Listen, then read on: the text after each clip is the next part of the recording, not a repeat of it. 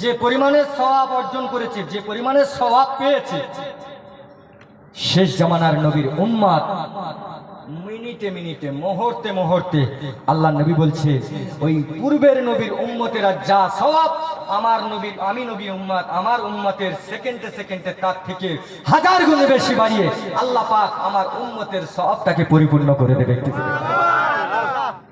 সেই নবীর উম্মত আজ আমরা এখানে এসেছি। একটা বেইনসাফি হয়ে গেল, তারা ১৫০০ বছর ধরে যে টাকা রোজ পাবে, আপনি সারাদিন কষ্ট করে যে রোজটা পাবেন, আর আপনার ভাই ওই জায়গায় এসে 10 মিনিট কাটিয়ে চলে গেল, সমপরিমাণ সব মানে সমপরিমাণ টাকা নিয়ে চলে গেল। আচ্ছা বলেন, এরা ইনসাফ হলো না বেইনসাফি? কথা বলেন, আমার সঙ্গে কথা বলতে অসুবিধা হবে? একটু বোঝাপড়া করতে হবে বাবা। সন্ধ্যেবেলা রোজ কানে টান দিয়ে মারা যাবে, অসুবিধা নেই, কিন্তু একটু বোঝাপড়া না হলে, আজকাল মানুষ মডার্ন হয়ে গেছে, বুদ্ধিমান চিন্তাজীবী হয়ে গেছে, কিন্তু এই টান আর এখন আর চলবে না। এখন একটু বুঝিয়ে পড়ে সকলে নিতে হবে, একে অপরে বোঝাপড়া করতে হবে, তারপরে নামাজ। আমি কান দিয়ে টান দিয়ে চলে গেলাম, সকালবেলা কি বলে গেল শুনে গেলাম, ও ওয়াজ করা লাভ নেই। যতটুকু এসে বসেছি হাফরাতের জলসা, যতটুকু বলবো আল্লাহ সেই মতো 10টা আমল কথা বলবো, 10টা কথা বলবো, তার ভিতরে 10টার ভিতরে 9টা আমার পছন্দ হলো না, একটা আমার পছন্দ হলো, আমলে বাস্তবায়ন করে নেব। নবী পাক সাল্লাল্লাহু আলাইহি ওয়াসাল্লাম বলছে এই আমলে বাস্তবায়ন করার বিনিময়ে আল্লাহ পাক এই জলসাটাকে কবুল করে নেবে। একটু জোরে বলেন। শুধু তাই নয়, আল্লাহ পাক ওই যে আমলের বিনিময়, ওই যে নিয়তটা করে নিল, একটা আমল যে বেছে নিল, ওই যে বেছে নেওয়ার বিনিময় এই জলসাটা আল্লাহর দরবারে কবুলিয়াত। শুধু তাই নয়, যে বান্দাটা এসেছে আমলে বাস্তবায়ন করেছে, ওই বান্দাটাকে আল্লাহ পাক জাহান্নামায় দেবে না, ওই বান্দাটাকে আল্লাহ পাক সোজা জান্নাত ওয়াজিব করে দেবে। একটু জোরে বলেন। আর একটু জোরে হবে না? নারে তাকবীর। এই জায়গায় আসতে গেলে কপাল দরকার, নসিবের দরকার। এখানে আসবো, শুধু বসে থাকবো। এখন কিছু কিছু বক্তা বেরিয়েছে, স্টেজে উঠে হাসাবে, পাগলামো করবে, এইসব করবে, এইসব দেখার জন্য আসবো, শুধু এই দেখাটাই হবে, কাজে বাস্তবায়ন হবে না। আমরা যারা এখানে আসবো একটুখানি ছোট নিয়ত করব। বুখারী শরীফের ১ম নম্বর হাদিস আছে, ইন্নামাল আমালু বিন্নিয়াত, ইন্নামাল আমালু বিন্নিয়াত। হযরত ইমাম বুখারী রাহমাতুল্লাহ আলাইহি চিন্তা করলেন যে আমি যে এতগুলো হাদিস একত্রিত করলাম, এতগুলো হাদিসগুলো যে আমি একত্রিত করেছি, এই হাদিসগুলো যে আমি পার্ট বাই পার্ট আমি যে সাজাবো, তার জন্য তো একটা সূচির দরকার। সর্বপ্রথম কোন সূচিটা দেওয়া যায়? তিনি অনেক রকম হাদিস এনেছেন, তার ভিতর দিয়ে সর্বপ্রথম তিনি দেখেছে যে আল্লাহ পাক সর্বপ্রথম বান্দার রং দেখে না। দেখে আল্লাহ পাক বান্দার রং দেখে না, আল্লাহ পাক বান্দার চেহারা দেখে। কথা বলেন, আল্লাহ পাক বান্দার চেহারা দেখে, রংও দেখে না। আল্লাহ পাক বান্দার টাকা দেখে না, সম্পদ দেখে না, বিবি দেখে না, বাচ্চা দেখে না, সম্পদ দেখে না, কিছুই দেখে না। দেখেটা কি?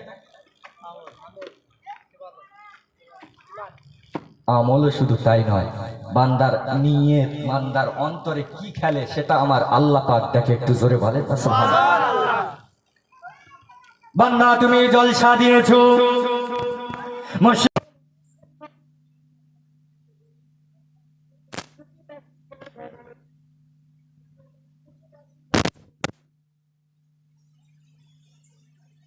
ভাই বাড়ি থেকে বাগির হয়েছো, মসজিদের মাঠে জলসা হয়, মসজিদের মাঠে জলসা হবে, মসজিদের মাঠে ওয়াজ নসিহত হবে, হাদিস ও কোরআনের আলাপ আলোচনা হবে।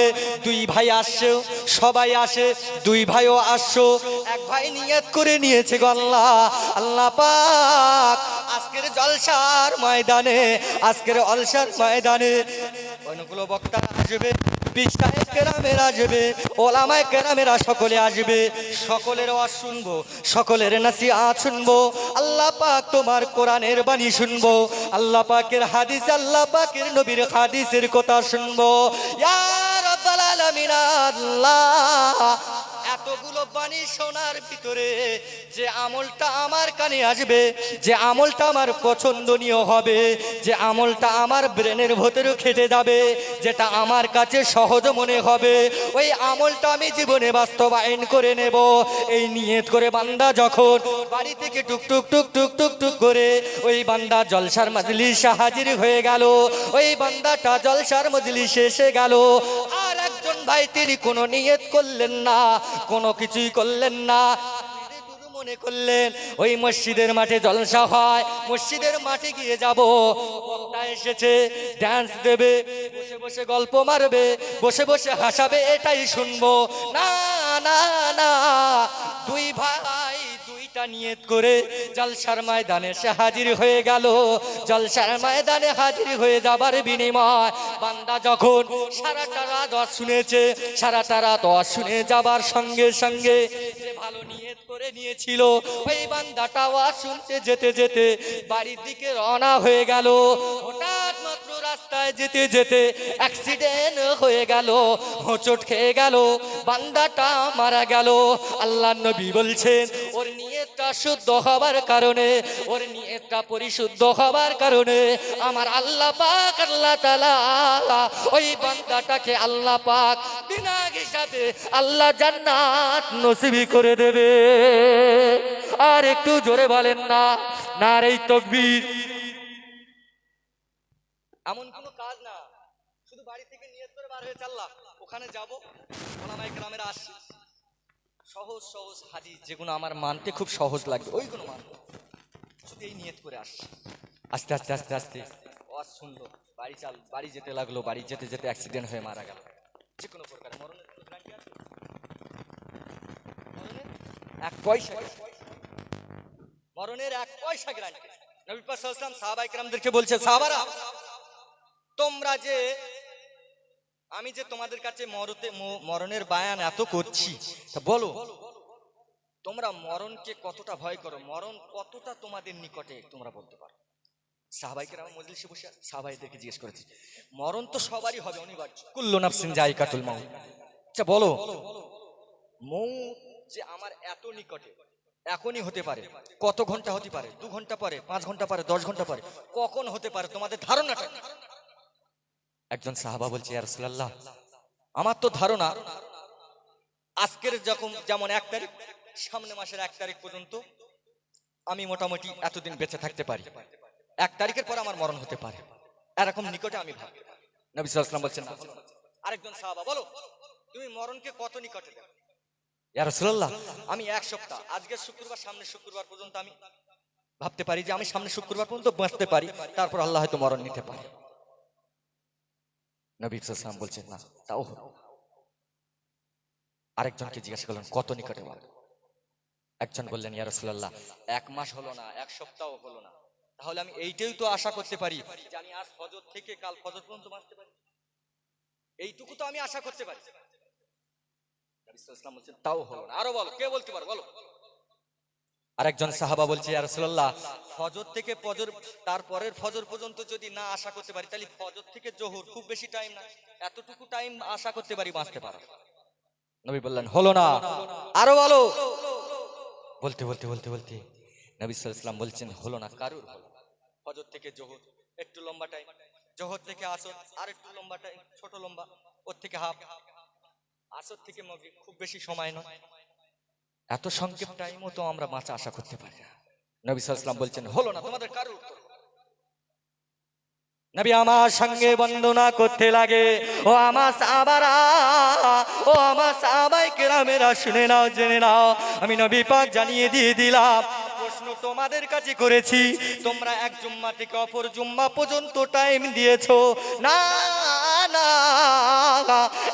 এক জুম্মা থেকে অপর জুম্মা নয়, ফজর থেকে তারপরের ফজর নয়, আমি নবী পাক জানিয়ে দিয়ে দিলাম। ফজর থেকে জোহর অনেকটা লম্বা টাইম, জোহর থেকে আসর তাও অনেকটা লম্বা টাইম, আসর থেকে মাগরিব অনেকটা লম্বা টাইম, আমি নবী পাক জানিয়ে দিয়ে দিলাম। এতটা লম্বা টাইম আমি নবী বাঁচার আশা করতে পারি না। ও আমার সাহাবারা, ও আমার সাহাবীরা, শুনে নাও, জেনে নাও, আমি নবী পাক সাল্লাল্লাহু আলাইহি ওয়াসাল্লাম জানিয়ে দিয়ে দিলাম, আমি নবী পাক মরণকে এতটা নিকটে ভাবি, আমার মরণটাকে আমি এতটা নিকটে চিন্তা ভাবনা করি। ও সাহাবারা শুনে নাও, তোমরা যারা নামাজে দাঁড়াও, নামাজে দাঁড়িয়ে সূরা ফাতিহা পড়ো, তারপরে সূরা মিলিয়ে নাও, রুকু করো, সিজদা করো, সিজদা যাবার পরেতে 2 বৈঠক বৈঠকের মাঝখানে বসো, বৈঠকের মাঝখানে বসার পরে আত্তাহিয়াতু পড়ো, আত্তাহিয়াতু পড়ার পরেতে দরুদ শরীফ দোয়া মাসুরা পড়ে নিয়ে ও সাহাবারা শুনে নাও, যখন সালাম তুমি এক কাঁধে ফিরাও আর এক কাঁধে ফেরাতে ক ঘন্টা টাইম লাগে? কথা বলে। সালাম যখন একদিকে ফিরো, আসসালামু আলাইকুম ওয়া রাহমাতুল্লাহ, ডান দিকে সালাম ফেরাতে, ডান দিক থেকে বাম দিকে সালাম ফেরাতে কত ঘন্টা টাইম লাগে? কথা বলে। 1 মিনিটও তো সময় লাগে না, 1 মিনিট তো দূরের কথা। আসসালামু আলাইকুম ওয়া রাহমাতুল্লাহ, ডান দিকে ফেরালাম, 2 সেকেন্ড লাগলো না, তারপরে বাম দিকে আবার সালামটা ফিরিয়ে নিলাম। নবী পাক বলতে লাগে, ও সাহাবারা শুনে না, আমি নবী পাক সাল্লাল্লাহু আলাইহি ওয়াসাল্লাম জানিয়ে দিয়ে দিলাম, আমি নবী পাক মরণটাকে এত নিকটে ভাবি, আমি মরণটাকে এতটা কাছাকাছি ভাবি, আমি নবী পাক চিন্তা করি। ডান দিকে সালাম ফেরালাম, ডান দিকে সালাম ফেরাবার পরে বাঁ দিকে যে সালাম ফেরাবো এইটুকু ভরসা আমি নবী পাই না। একটু জোরে বলে, আর একটু জোরে বলেন না। তোমরা তো এক জুম্মা থেকে আরেক জুম্মা অনেক লম্বা টাইম বলছো। আরে আমি নবী পাক ডান দিকে সালাম ফিরে যে বাম দিকে সালাম ফিরবো, সে টাইমেও আমি ভরসা পাই না যে এই টাইমের ভেতর আল্লাহ আমাকে মরণ এতটা নিকট, মরণটা এতটা কঠিন, মরণটা এতটা নিকটের মধ্যে আমরা আছি।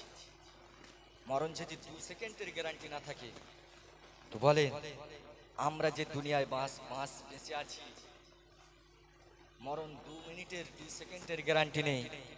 যখন তখন আল্লাহ পাক আজরাইল পাঠিয়ে নিতে পারে। সেই জীবনটা নিয়ে কি করে আমরা সেই নবীর বিরুদ্ধে কথা বলতে পারি, নবীর বিরুদ্ধে চলতে পারি? নবী যে কথাগুলো বলে গেছে, সুদ খাওয়া হারাম না জায়েজ? কে বলেছে হারাম? জোরে হবে না? সুদ খাওয়া কি? একটু জোরে বলেন না রে বাবা। সুদ খাওয়া হারাম। কিরকম হারাম? সব থেকে ছোট জেনা, সব থেকে ছোট গুনাহ। সুদের 70 রকম গুনাহ আছে, 70 রকম। সব থেকে ছোট গুনাহ হলো মায়ের সঙ্গে 70 বার জেনা করা। কবার? আচ্ছা বলেন, আপনি যে আপনার মায়ের সঙ্গে যদি জেনা করেন, আপনি কি তাহলে ঠিকানা কোথায় হবে? জান্নাতে যাবেন? সোজা জাহান্নাম।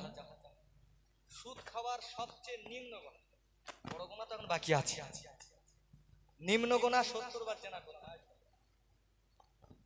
তাহলে সেই জিনিস আমরা ভক্ষণ করতেছি, না জানি তাহলে আমরা কত উচ্চমানের মাল। সুদ খাই কোন দুঃখে? টাকা বাড়াবার জন্য? টাকা এতই কম পড়ে গেছে আর এতই টাকা তোমার প্রয়োজন পড়ে গেছে। আরে তুমি যে দুনিয়ায় বেঁচে আছো, তোমার তো ট্যাক্স দিতে লাগছে না। এই যে নিঃশ্বাস ছাড়ছো আর নিচের জন্য ট্যাক্স দিতে হচ্ছে। কথা বলে। তুমি একবার শরীর খারাপ অসুস্থ হয়ে যাও, হসপিটালের বেডে শুয়ে পড়ো, তোমার জন্য যখন নাকে অক্সিজেন দেওয়া হবে, একটা সিলিন্ডার কত? 2000, 2500, 3000।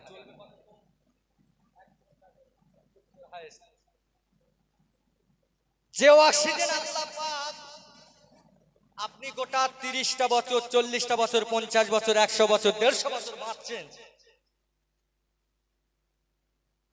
এতটা বছর বেঁচে যে অক্সিজেন তুমি ভোগ করছো, সেই অক্সিজেনের দাম যদি তোমার কাছে নেওয়া হয়, তোমার অসুস্থ হলে 2 লিটার এক সিলিন্ডার গ্যাস কিনলে যদি 2-3 হাজার টাকা পড়ে যায়, আপনি গোটা 30 বছর যে অক্সিজেনটা নিলেন, সেই অক্সিজেন যদি কিনতে হতো তাহলে কোথায় গেছে?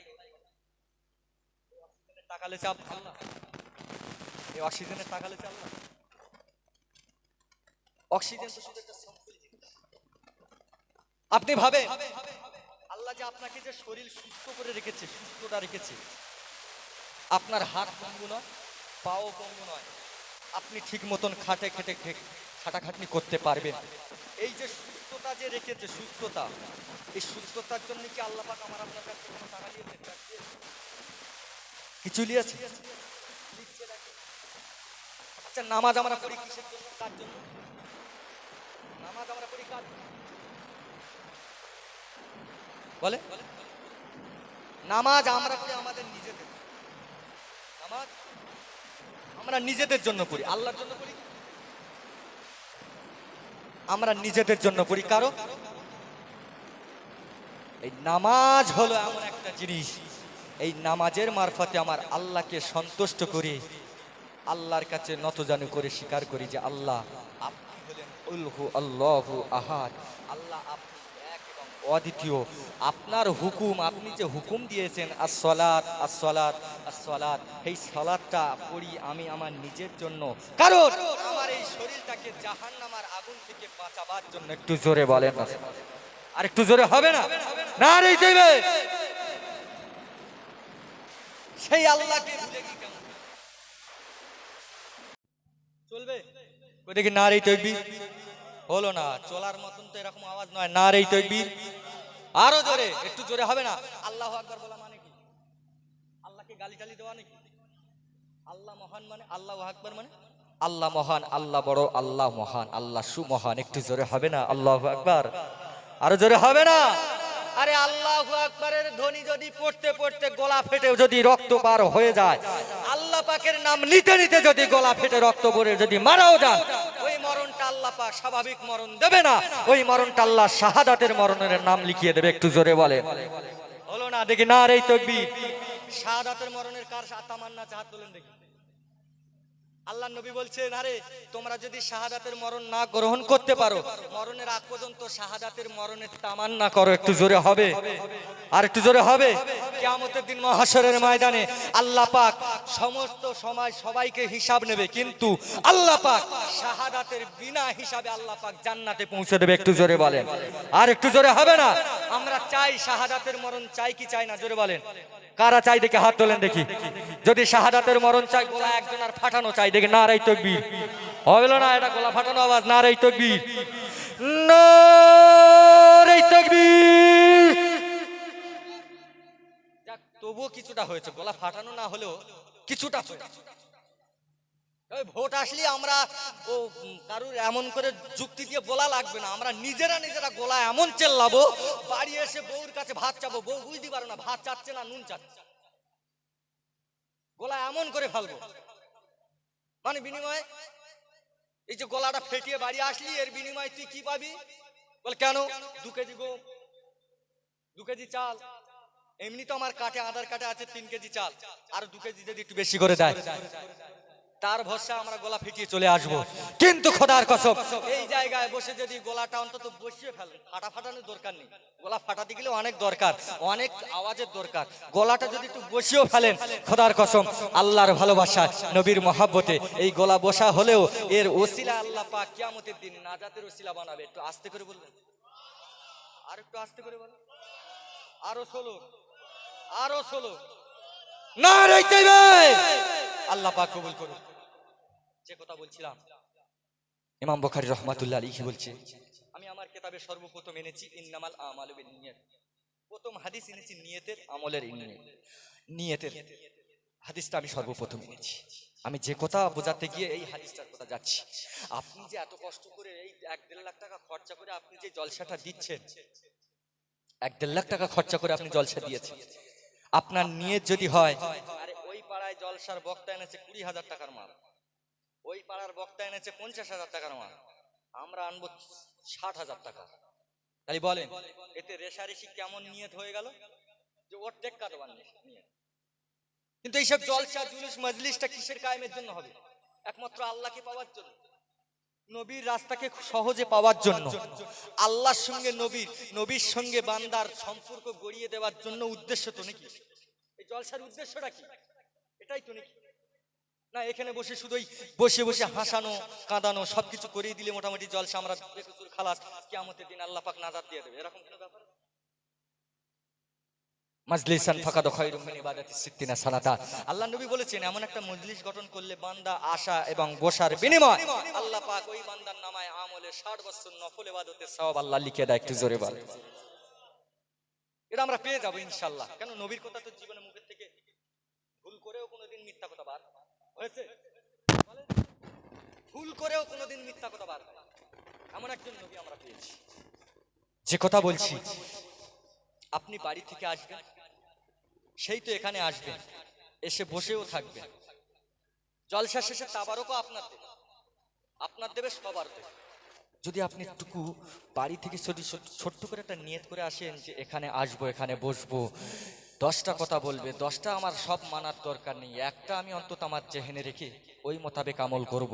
আল্লাহ নবী বলছেন ওই বান্দাটা ওই আমলের অবস্থায় যদি মারা যায়, খোদার কসম ওই বান্দাটার আর কোনো অবস্থা চিন্তা করতে হবে না। ওই বান্দাটাকে আমার আল্লাহ পাক বেগয়রির হিসাব আল্লাহ পাক দয়ার জান্নাত ওয়াজিব করে দেবে। একটু জোরে বল, আর একটু জোরে হবে না? আমার নবী পাক সাল্লাল্লাহু আলাইহি ওয়াসাল্লাম মসজিদে নববীতে বসে বসে খুতবা দেয়, মসজিদে নববীতে বসে বসে খুতবা দেয়। আমার নবী পাকের একজন চাচা ছিলেন, প্রাণ প্রিয় চাচা, হযরতে আব্বাস রাদিয়াল্লাহু তাআলা, প্রাণ প্রিয় চাচা, খুব বয়োজ্যেষ্ঠ হয়ে গেল। আব্বাস রাদিয়াল্লাহু তাআলা আনহু চিন্তা করলেন, সেই তো মদিনায় নববীতে নামাজ পড়তে যাই, নামাজ পড়ার আগে আমার নবী পাক সাল্লাল্লাহু আলাইহি ওয়াসাল্লাম অনেক মাসলা মাসাইল হাদিস কোরআন অনেক কিছু আলাপ আলোচনা করে। তবে এক কাজ করি, আমি আজকের একটা ছোট্ট নিয়ত করে নেই, আমি এখান থেকে বাহির হব, বাহির হয়ে গিয়ে আমি আমার ভাইপো মুহাম্মাদের মজলিসে বসবো, আমার ভাইপো মুহাম্মদ সাল্লাল্লাহু আলাইহি ওয়াসাল্লামের দরবারে বসবো। বসার পরে যে হুকুমটা, যে আমলটা, যে হাদিসটা প্রথমে আমাকে আমার কানে আসবে, যে আমলটা করতে বলবে, আমি আব্বাস এক বাক্যে মেনে নিয়ে সেই আমলের উপরে দাঁড়িয়ে থেকে আমি জীবনটাকে বিদায় দিতে চাই। একটু জোরে বলেন না সুবহানাল্লাহ। বুঝতে পারছেন? বাড়ি থেকে নিয়ত করেছি আমার ভাইপোর কাছে যাব, মুহাম্মদ সাল্লাল্লাহু আলাইহি ওয়াসাল্লামের কাছে যাব, একটা আমল আমি বেছে নেব, সেই আমল মোতাবেক আমি চলব। টুক টুক টুক টুক করে মদিনার মসজিদের গেটের কাছে আসলাম। নবী পাক সাল্লাল্লাহু আলাইহি ওয়াসাল্লাম মসজিদের ভিতরে সব সাহাবায়ে কেরামেরা আছে, সবাই বসে থাকার বিনিময় একটু বিক্ষিপ্ত অবস্থা আছে। নবী পাক সাল্লাল্লাহু আলাইহি ওয়াসাল্লাম লক্ষ্য করে দেখছেন যে আমার সাহাবায়ে কেরামেরা কিছু কিছু লোক সব দাঁড়িয়ে আছে। নবী পাক সাল্লাল্লাহু আলাইহি ওয়াসাল্লাম বলেন, হে আমার সাহাবারা, যে যেখানে আছো বসে পড়ো, যে যেখানে আছো কি বলে বসে পড়ো, যে যেখানে আছো বসে পড়ো। সাহাবায়ে কেরামেরা তো আমার নবী পাকের বন্দুকের গুলি মিস হলেও নবী পাকের কথা যদি মুখ থেকে ফসকে যায়, সাহাবায়ে কেরামেরা এক চুল পরিমাণ বিতমি করেন। একটু জোরে বলেন না সুবহানাল্লাহ। বন্দুকের গুলি মিস হতে পারে, কিন্তু নবী পাকের কথা আমার সাহাবায়ে কেরামেরা এক চুল পরিমাণ মানতে অস্বীকার করেন। একটু জোরে বলেন না সুবহানাল্লাহ। আর একটু জোরে হবে না? মজলিস শেষ হয়ে গেল, নবী পাক সাল্লাল্লাহু আলাইহি ওয়াসাল্লাম সাহাবায়ে কেরাম সবাই বাড়ি চলে গেল। নবী পাক সাল্লাল্লাহু আলাইহি ওয়াসাল্লাম শেষে সবার শেষে বার হচ্ছে, মদিনার মসজিদের গেটের গোড়ায় গিয়ে দেখছে, আমার নবী পাক সাল্লাল্লাহু আলাইহি ওয়াসাল্লাম দেখছে যে গেটের গোড়ায় যেন একজন ব্যক্তি সাদা চাদর মাথায় দিয়ে চুপচাপ হয়ে বসে আছে। নবী পাক সাল্লাল্লাহু আলাইহি ওয়াসাল্লাম বলছে, বাবা, বয়োজ্যেষ্ঠ বাবাজি তো বলছে, বাবা কে বাবা, তুমি এখানে বসে আছো? মসজিদের ভিতরে এত জায়গা খালি আছে, তুমি মসজিদের ভিতরে গেলে না? বলেন না। আমার নবী পাক সাল্লাল্লাহু আলাইহি ওয়াসাল্লাম, আমার নবী পাক সঙ্গে সঙ্গে আমার চাচাকে দেখে বলতে লাগে, ও আমার চাচা শুনে না, ও আমার প্রাণ প্রিয় চাচা, আপনি যে আমার ভালোবাসেন, আপনি যে আমাকে মহাব্বত করেন, আপনি যে আমাকে প্যার করেন, আপনি যে আমাকে মহাব্বত করেন, ভালোবাসেন, আপনি যে আমার মজলিসে বসার কথা, আপনি কেন এই মসজিদের গেটের বাইরে বসে আছেন? ও আমার চাচা, আমার ওয়াজ কি তোমার ভালো লাগে না? আমার কথা কি তোমার মনে লাগে না? আমার কথা কি তোমার পছন্দ হয় না? বাবা, কেন তুমি এখানে বসে আছো? সঙ্গে সঙ্গে হযরত আব্বাস রাদিয়াল্লাহু তাআলা আনহু সঙ্গে সঙ্গে আমার নবীকে পাজাবের ধরিয়ে বলতে লাগে, ভাইপো মুহাম্মদ শুনে নাও, ও বেটা ভাইপো মুহাম্মদ, বাবা তোমার কথা যে আমার শুনতে ভালো লাগে না, এ কথা বলো না, বলো না, বলো না। আমি যে তোমার কথা শোনার জন্য, তোমার কথা মানার জন্য আমি চাচা আব্বাস বাড়ি থেকে তোমার কাছে রওনা দিলাম। আর একটু জোরে বলেন না, তোমার কথা শোনার জন্যই তো আমি বাড়ি থেকে রওনা দিলাম। নবী পাক বলছে, চাচা তালি রওনা যদি দাও, আমার কথা শোনার জন্যই যদি আসো, তাহলে এখানে কেন? মসজিদের ভিতরে অনেক জায়গা আছে, মসজিদের ভিতরে যেতে পারলেন? ভাইপো মোহাম্মদ সাল্লাল্লাহু আলাইহি ওয়াসাল্লাম, ও বেটা মোহাম্মদ, ও বেটা মোহাম্মদ শুনে না, আমি তোমার চাচা জানিয়ে দিয়ে দিলাম। আমি যখন বাড়ি থেকে বাহির হয়েছি একটা ছোট্ট নিয়ত করে নিয়েছিলাম, একটা ছোট্ট মনের ভিতরে আকাঙ্ক্ষা করে নিয়েছিলাম। আমি আব্বাস রাদিয়াল্লাহু তাআলা আনহু, আমি যখন বাড়ি থেকে বাহির হব, বাড়ি থেকে বাহির হবার পরেতে আমি আমার ভাইপো মোহাম্মদ সাল্লাল্লাহু আলাইহি ওয়াসাল্লাম, আমার রাসূলুল্লাহ দরবারে যাব, আমার নবী পাকের দরবারে মজলিসে বসবো, নবী পাকের জবানের কথা দুটো শুনবো, আমার নবী পাকের কথা শোনা এবং শোনার সঙ্গে সঙ্গে আমি আমার নবীর কথাটাও মেনে নেব। ও বাবা মুহাম্মদ, এই নিয়তটা করে যখন বাড়ি থেকে এলাম, বাড়ি থেকে আসার পরেতে এই মসজিদের গেটের গোড়ায় আসলাম, উপস্থিত সবে দাঁড়ালাম, এমন করে একটা আওয়াজ আমার কানে ভেসে এলো, একটা আওয়াজ আমার কানে ভিতরে চলে আসলো। ও আমার সাহাবারা, ও আমার সাহাবীরা শুনে নাও, যে যেখানে আছো বসে পড়ো, বসে পড়ো, বসে পড়ো।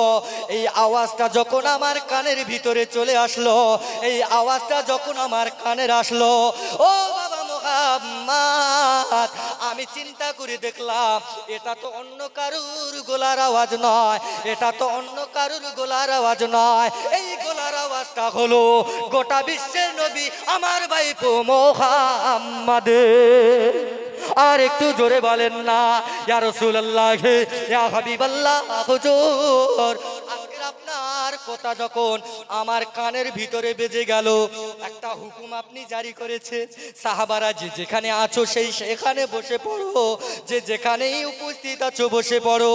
ও বাবা মুহাম্মদ, এই আওয়াজ শোনার সঙ্গে সঙ্গে আমার ইচ্ছা ছিল ভিতরে যাওয়ার, কিন্তু আমি নিয়ত তো প্রথমেই করেছিলাম আপনার কথা শুনবো এবং মানবো, আপনার কথা শুনবো এবং মানবো।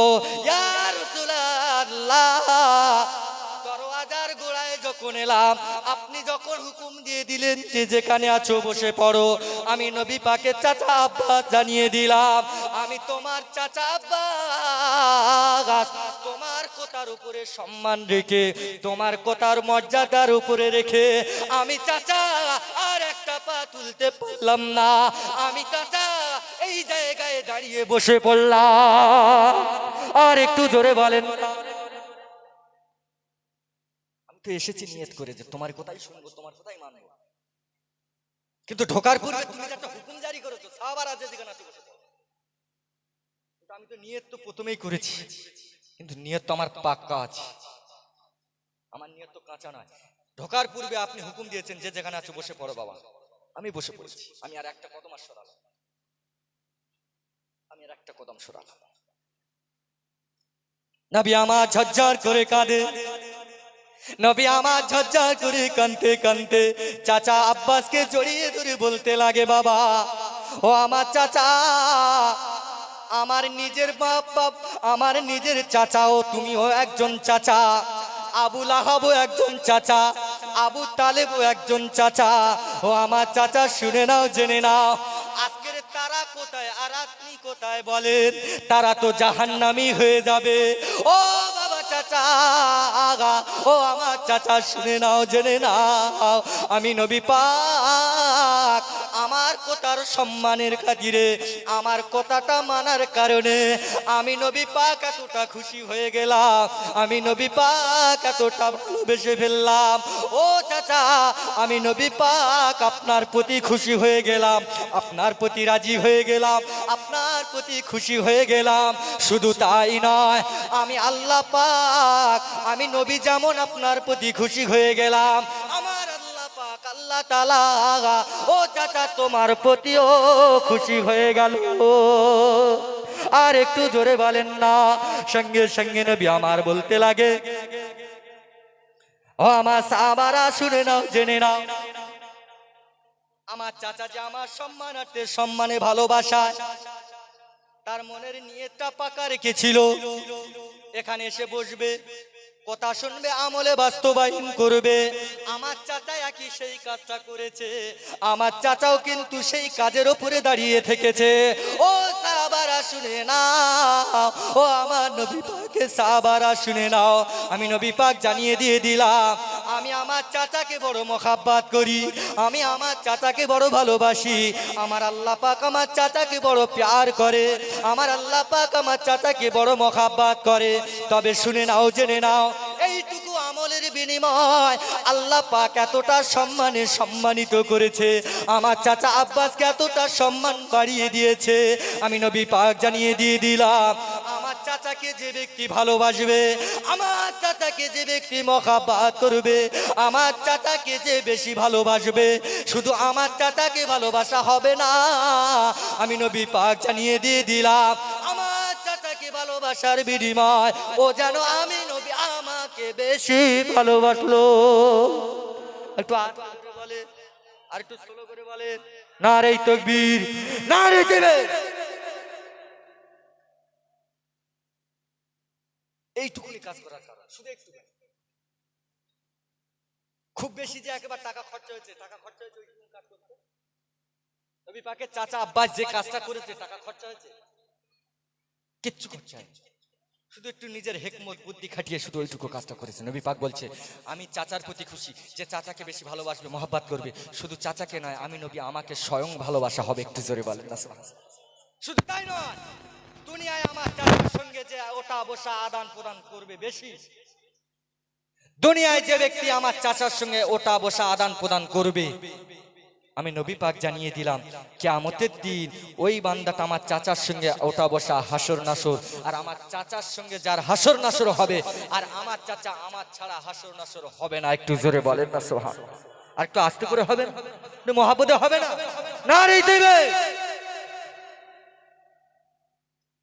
একটুখানি কাজের বিনিময় কত বড় সম্মানে মর্যাদা পেয়ে গেল নবী পাকের চাচা। কিন্তু 1400 বছর পর আমরা কিন্তু তার উম্মত, নবীর উম্মত, তারা সাহাবায়ে কেরাম নবীর হাতে বায়াত হয়েছে, চোখেকে নবীকে স্বচক্ষে দেখে চোখ জাহান্নামটাকে হারাম করে নিয়েছে। তাদের ব্যাপারটা ছেড়ে দিলাম, তারা যাই করুক আল্লাহ পাক কবুল করে নেবে। কিন্তু আমরা যে 1400 বছর পরে এসে আমরা নবীকে না দেখে এক বাক্যে বিশ্বাস করি, আমরা নবীকে না দেখে যতগুলো হাদিসের বাণী পেয়েছি আমরা সব এক বাক্যে মেনে নেই, যতগুলো কোরআনের আয়াত এসেছে আমরা এক বাক্যে মেনে নেই। নবী পাক সাল্লাল্লাহু আলাইহি ওয়াসাল্লাম বলছেন, ওই সকল উম্মাতানিরা যারা আমাকে না দেখে বিশ্বাস করে নিল, ওই সকল উম্মাতানিরা আমি নবীকে আমাকে না দেখে যারা বিশ্বাস করে নিল, সাহাবায়ে কেরামেরা যে পরিমাণে সম্মানিত হয়েছে, ওই সকল উম্মাতানিরা আমি নবী আমার কাছে ওই সম্মানে বেড়ে যাবে। একটু জোরে বলেন না সুবহানাল্লাহ। আর একটু জোরে হবে না? ওরা যে খাস সাহাবা বলে, ওদের জন্য আলাদা, আমাদের জন্য আলাদা নয়, ওরাও মানুষ আমরাও মানুষ, ওদের মর্যাদা সম্মান ইজ্জত আল্লাহ দিয়েছে। তো আমরা হচ্ছে অনেক জেনারেশনের পর, আমরা যদি ছোট্ট কাজ আমলে বাস্তবায়ন করতে পারি, নবী পাক সাল্লাল্লাহু আলাইহি ওয়াসাল্লাম বলছেন, শেষ জামানায় যদি একটা সুন্নতটাকে যদি কেউ জিন্দা করতে পেরেছে, ছোট্ট সুন্নাত, আসসালামু আলাইকুম, সালাম দেওয়া, জোরে বলে, সালাম দেওয়া সুন্নত, আর উত্তর দেওয়া ওয়াজিব। শেষ জামানায় এমন পরিস্থিতি এসে যাবে, এই যে আপনি প্রকাশ্যে সালাম দিতে পারবেন, এই ক্ষমতা আপনার থাকবে না, এই ক্ষমতাও আপনার থাকবে না। কারণ আপনারা দুনিয়ার মানুষ, দুনিয়ার ভাব গতিলতি সব বুঝতেই পারছেন। আজ আপনি ইউটিউব খোলেন, ফেসবুক খোলেন, যাই খোলেন, দেখেন কি হারে অবস্থা চলছে। এর মুখে ভাষা বলাও লাগে না, ভাষা বলা লাগছে না, যাই করো আর তাই করো। মুসলমানকে আল্লাহ পাক এতটা ভালোবাসে, এতটা মহব্বত করে, এদের অন্তরের ভিতরে আল্লাহর ভয় আছে বলে যেখানেই থাকুক না কেন আল্লাহ পাক এদের হেফাজত করে কিয়ামত পর্যন্ত মুসলিম জাতিকে আল্লাহ পাক টিকিয়ে রেখে দেবে। একটু আস্তে করে বল, আরেকটু ওই যে 16 নিশানা, আমি জানি তো নাওয়াল এলাকার মানুষ খুব ভালো, ও 16 বললে ওরা আস্তে করে ঠেলে ওঠে। যাক, আল্লাহ কবুল করুক। যে কথা বলছিলাম, আপনি বাড়ি থেকে এই পর্যন্ত আসবেন, কিচ্ছু করার দরকার নেই, এখান থেকে আসতে গেলে আপনার খরচাও হচ্ছে না, শুধু কদমে কদমে কদমে কদমে আসবেন, একটা ছোট্ট নিয়ত করে নিলেন, ওই মজলিসে বসবো, দুটো চারটে কথা শুনবো, জীবনে বাস্তবায়ন আমল করবেন। সারা জীবন আপনি যা 5 ওয়াক্ত নামাজ পড়ে পড়ে গোটা 40টা বছর আপনি তাহাজ্জুদের কাদা নাই, গোটা 40টা বছর 50টা বছর আপনি হায়াতে বেঁচেছেন, আপনার তাহাজ্জুদ ফজর নামাজ কালাম কিচ্ছু কাজা নাই, আপনি সব কন্টিনিউ ভাবে করে গেছেন। আপনি বুক ঠুকে বলতে পারবেন যে কিয়ামতের দিন আমাকে জান্নাত দিতেই হবে? বলা যাবে? কথা বলেন। বুক ঠুকে বলাও যাবে। কিয়ামতের দিন মাহশরের ময়দানে দেখতে পাওয়া যাবে এমন এমন বান্দা আল্লাহর দরবারে এসে হাজির হয়ে গেছে নেকির পাহাড় নিয়ে, নেকির পাহাড় নিয়ে চলে এসে, আরো সবাই দেখে আফসোস করবে, আহারে আব্দুল করিম এতগুলো নেকি নিয়ে চলে এসে, নিশ্চিত নিশ্চিত এ বান্দা জান্নাত, নিশ্চিত এ বান্দা জান্নাত। হিসাব করে লাস্ট বেশ দেখা যাবে ওই বান্দাটা আল্লাহ পাক এত নেকি থাকার পরেও বান্দাটাকে আল্লাহ পাক জাহান্নামী ঘোষণা করে দেন। জাহান্নামী, আমার কথা বুঝতে পারছেন? পাহাড় পরিমাণ, আসমান পরিমাণ নেকি নিয়ে এসেছে, জাহান্নাম ঠিকানা কোথায় হলো? জাহান্নাম। আপনি যে বলতে পারবেন যে আমার এত নেকি, আপনি কেন এরকম করলেন? বলা যাবে? আবার একদল ব্যক্তিকে দেখা যাবে কিচ্ছু নাই, নেকি ছিটে ফোটা কিছু নাই, কোনা ভর দিলে চলে এসছে, কিন্তু তার শেষ বিচারের শেষ দেখতে পাওয়া যাবে আল্লাহ পাক তাকে জান্নাত ঘোষণা করে দিলেন। একটু আস্তে করে বলা যাবে, আর একটু স্লো করে বলা যাবে? আল্লাহর কাছে কি যুদ্ধ করা যাবে নাকি? আল্লাহর কাছে কি প্রশ্ন করা যাবে? আল্লাহ পাক বলতে লাগবে কিয়ামতের দিনে তো আমার নাম রহমান নয়, কিয়ামতের দিন আমার নাম রহিম থাকবে না, কিয়ামতের দিন আমার নাম হলো কাহার। একটা হুঙ্কার দিয়ে বলতে লাগবো কাফের বেদিনেরা সবাই আলাদা হয়ে যা, একটা হুঙ্কার সব আলাদা। ওখানে বাটপাড়ির কোনো কাজ কারবার, বাটপাড়ি কাজ কারবার করবে? রেশনের মাল নিতে গেলাম, রেশনের দোকানে লাইন লাগিয়ে দিলাম, সকাল 10টা থেকে 12টা পর্যন্ত, সকাল 6টা থেকে বেলা 12টা পর্যন্ত গরিব মানুষেরা লাইনে লাইনে লাইনে দাঁড়িয়ে দাঁড়িয়ে 40 ডিগ্রি সেলসিয়াসের তাপের মাত্রায় ওই রোদ খেয়ে খেয়ে, রোদটা পেয়ে পেয়ে কষ্ট করে ঘেমে একাকার হয়ে গিয়ে ওই বান্দাটা লাইনে দাঁড়িয়ে গেল। একটা কোটিপতি এসে গেল, একটা ভক্ত এসে গেল, দিলিয়ারের চেনা পরিচিত বান্দা এসে গেল, দিলিয়ারের ভাইপো এসে গেল, দিলিয়ারের মামা এসে গেল, দিলিয়ারের চাচা এসে গেল, মাঝখান থেকে আগে দিয়ে দিল। বলেন বলেন, আমরা যারা এত কষ্ট করে লাইনে দাঁড়িয়েছিলাম, আমরা যারা এত কষ্ট করে লাইনে রোদের মাঝখানে আছি, আপনি বলেন দিলিয়ার মাল দিচ্ছে, দিলিয়ার মাল দেওয়ার বিনিময় তার তো ইচ্ছা দেখতে পারে সে তার ভাইপোকে আগে দিতে পারে, তার চাচাকে আগে দিতে পারে, এটা আপনার অধিকার কিছু বলার নাই। এত কষ্ট করে লাইনে দাঁড়িয়ে থাকার বিনিময় হঠাৎ করে যদি তার চাচা এসে আগে মালটা যদি দিলিয়ার দিয়ে দেয়, আমরা সেখানে তার কি ফুলের মালা দেব? ফুলের মালা দেবেন? কি করবেন? মাল দেওয়া কলজের মতন বের করে দেবে, ঘাটাঘাট উইকেট পড়ে যাবে, কোনো চিন্তা হবে না, দুনিয়ায় এটা করা সম্ভব হয়ে যাবে বাবা। ও নবী পাকে সাহাবারা, ও আমার নবী পাকে সাহাবীরা শুনে না, ও আমার নবী পাকের বান্দা উম্মাত উম্মাতানিরা শুনে না, কিয়ামতের দিনেতে মহাশরের ময়দানে আল্লাহ পাক, আল্লাহ তাআলা এত বড় হুঙ্কার দিয়ে দিবে, আল্লাহ পাক কাহারের চেয়ার নিয়ে বসে থাকবে। আন্তাজুল ইয়াউমা আইয়ুহাল মুজরিমুন, হে আমার মুশরিকের দলেরা, হে আমার মুজরিমের দলেরা, আর তোরা এক জায়গায় থাকিস না, তোরা আলাদা হয়ে যা, আমার বান্দাদের সঙ্গে তোরা আলাদা হয়ে যা। ও মুশরিকের দলেরা, ও দুনিয়ায় জুলুম করনে ওয়ালারা, ও দুনিয়ায় সুদ খোরওয়ালেরা, ও দুনিয়ায় শিরক করনে ওয়ালারা, না না, আজকের আমি কাউকে বেইনসাফি করব না। আমি আল্লাহ পাক আজকের একটা মানদণ্ডের চেয়ার নিয়ে বসে আছি। আজকের আমি মানদণ্ডের চেয়ার নিয়ে বসে থাকব। আজকের কাউকে বেশি ইনসাফ করা হবে না, আজকের কাউকে বেয়াদবি করা হবে না, কাউকে ইনসাফ বেশি করা হবে না, কাউকে বেইনসাফিও করা হবে না। যার যতটুকু যে পরিমাণের আছে আমি আল্লাহ পাক নিয়তের মানদণ্ডের উপরে বিচার করে যাব। আর একটু জোরে বলেন না। হুঙ্কার দিয়ে দিল, মুশরিক কাফেররা আলাদা হয়ে যা। আমার গুনাহগার বান্দা বান্দিরা, গরিব অসহায় বান্দা বান্দিরা, তারা দুনিয়ায় ছিল, তারা দুনিয়ায় যতদিন ছিল তাদের কিন্তু সুস্থের টাকা নেওয়ার প্রয়োজন হয় না। আজকের তাদের বিচারটা হবে, আজকে তারাই হবে ভাগ্যবান যারা দুনিয়ায় বেঁচে ছিল। তারা গরিব, আমার নবীও ছিল গরিব, আমার নবী পাকের উম্মতেরাও হলো গরিব। অতএব তারা তো নবীকে ফলো করেছে, আজকের তাদের হলো খুশখবরি। ও আমার বান্দারা, আজকের তারাই হবে ভাগ্যবান যারা আমার নবীর রাস্তায় উপরে ছিল। বাবা, আমার নবীর মানুষের উপরে ছিল, আমার নবীর হাদিসের উপরে যারা দণ্ডায়মান ছিল, আজকের হবে তারাই ভাগ্যবান। আজকের হলো তারাই আমার নবী পাকের শাফাআত পাবে। না না, আজকের তাদের সঙ্গে তোরা একত্রিত হয়ে যাস না। ওরে কাফেরের দলেরা, ওরে মুশরিকের দলেরা, ওরে বেদীনের দলেরা, আজ আমি তোমাদেরকে ছাড় দেব না।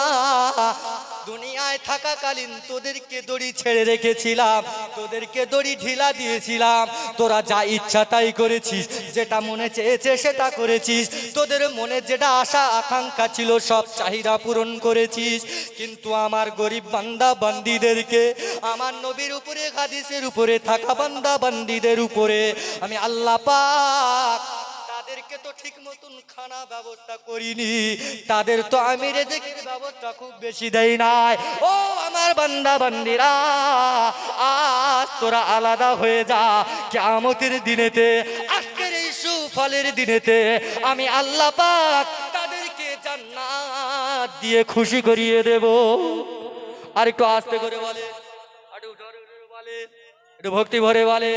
আমার চাচা জান এসেছে, রাগ না বেশি বেজার, খুশি না বেজার? কেরাম খুশি দেখি না রে, এ খুশি শুনলি পালাবে, শুধু নদীটা আছে বলে বাঁকে বেঁচে গেলেন। একটু জোরে হবে না? না রে তাকবীর। এটা একটা খুশির বই প্রকাশ। ডান না ঠিক ভক্তি ভরে না রে তৈবে, না রে তৈবে। আমার সোনার চাঁদ ভাইরা বাবাজিরা, আমি আপনাদের সম্মুখে যতটুকু আলাপ আলোচনা করলাম বিক্ষিপ্ত ভাবে বলা কবাই, ভাষাগত ভুল ত্রুটি আপনারা সকলে ক্ষমার নজরে দেখবেন। আমার চাচা যান জনাব হযরত মাওলানা তরিকুল ইসলাম সাহেব, আমার চাচা যান হুজুর এসেছে, আমার আব্বার খুব খাস ভালো বন্ধু এসেছে। আপনাদের সম্মুখে কোরআন ও হাদিস দিয়ে মন এবং পেট ভরিয়ে দেবে ইনশাআল্লাহ। একটু জোরে বলেন না নারে তাকবীর। একটু জোরে হবে না নারে তাকবীর, নারে তাকবীর। আল্লাহ পাক আমাকে আপনাকে কবুল করুন। যতটুকু বললাম বলা কবায় ভুল ত্রুটি ক্ষমা মার্জনীয়। শোনার থেকে বেশি বেশি আমলে বাস্তবায়ন করার তৌফিক দান করুন। বলুন আল্লাহুম্মা আমিন। সকলে মুহাব্বতে দরুদ আল্লাহুম্মা